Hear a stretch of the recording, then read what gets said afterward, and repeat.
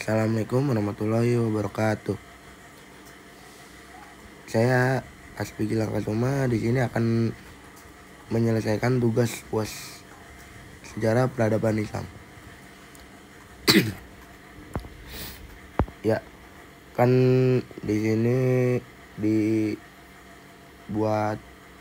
video tentang kesimpulan tentang materi apa yang telah saya cari. Maka dari itu, saya jelaskan di sini. Di tengah kelamnya penjajahan, kebodohan, dan kejumutan intelektual yang menyelimuti dunia Islam abad ke-19, orang pemuda dari Asadabad muncul membawa cahaya perubahan, namanya Jamaluddin Al-Afghani. Ia bukan raja, bukan jenderal, bukan pula ulama konservatif istana, tapi langkah-langkahnya mengguncangkan peradaban. Al-Afghani tidak tinggal diam melihat kemunduran umat Islam. Ia menolak tunduk pada arus taklid buta yang membekukan akal dan tak mau membiarkan penjajahan barat mengikis harga diri umat Maka ia berkelana ke India, Mesir, Istanbul, Paris untuk mengusung satu misi: membangkitkan kesadaran umat Islam lewat ilmu, akal, dan keberanian berpikir. Saat tiba di Mesir tahun 1871, ia bukan hanya seorang pendatang, ia adalah penantang zaman. Di tengah Mesir yang sedang gelisah oleh utang luar negeri dan pengaruh barat, Al-Afghani menawarkan alternatif. Islam yang rasional terbuka terhadap sains dan sejalan dengan kemajuan peradaban. Islam bukan penghalang kemajuan, katanya, justru menjadi landasan kebangkitan. Ia tidak mengajar di kelas resmi, tapi rumahnya, tempat majelis ilmunya, menjadi ruang perlawanan ideologi di sana. Ia membentuk para pemikir masa depan seperti Muhammad Abduh yang kelak menjadi mufti besar dan reformis ulung. Melalui mereka gagasan Al-Afghani tumbuh dan menyebar dan mengakar. Salah satu gagasan paling pentingnya adalah pan-islamisme. Seruan untuk menyatukan umat Islam lintas mazhab dan bangsa demi melawan kolonialisme. Ia sadar selama umat Islam terpecah, mereka akan terus dijajah.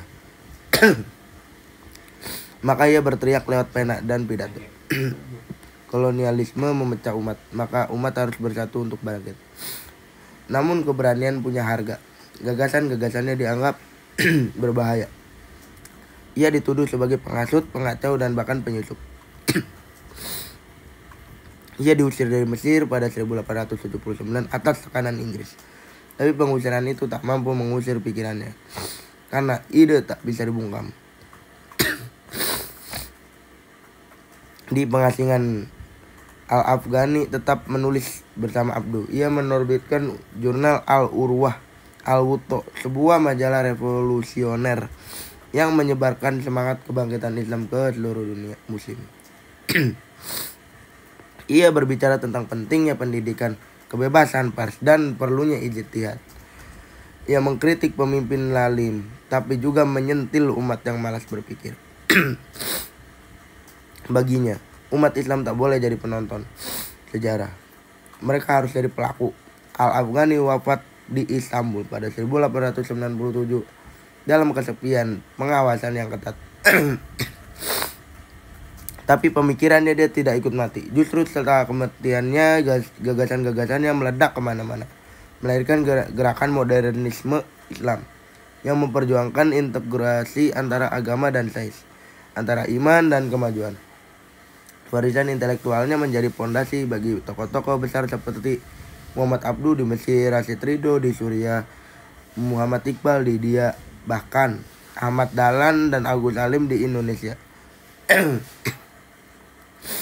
Melalui mereka, semangat pembaruan Islam terus hidup. Ia menembus batas negara, bahasa, bahkan zaman. Ia membentuk kesadaran baru bahwa umat Islam bisa bangkit jika berani berpikir dan bersatu. Hari ini, nama Jamaluddin Al-Afghani tetap bergema. Ia adalah simbol kebangkitan, pemikir, pembebas, dan penggerak peradaban. Ia menunjukkan bahwa perubahan besar tak selalu datang dari penguasa, tetapi bisa lahir dari seorang guru, dari rumah kecil, tempat diskusi, dari lembaran tulisan yang menggugah jiwa. Dan itu adalah warisan yang tak ternilai. Jamaluddin Al-Afghani tidak hanya mengajarkan bagaimana menjadi muslim yang taat, tetapi bagaimana menjadi muslim yang merdeka. Sekian dari saya, kurangnya mohon dimaafkan. Assalamualaikum warahmatullahi wabarakatuh.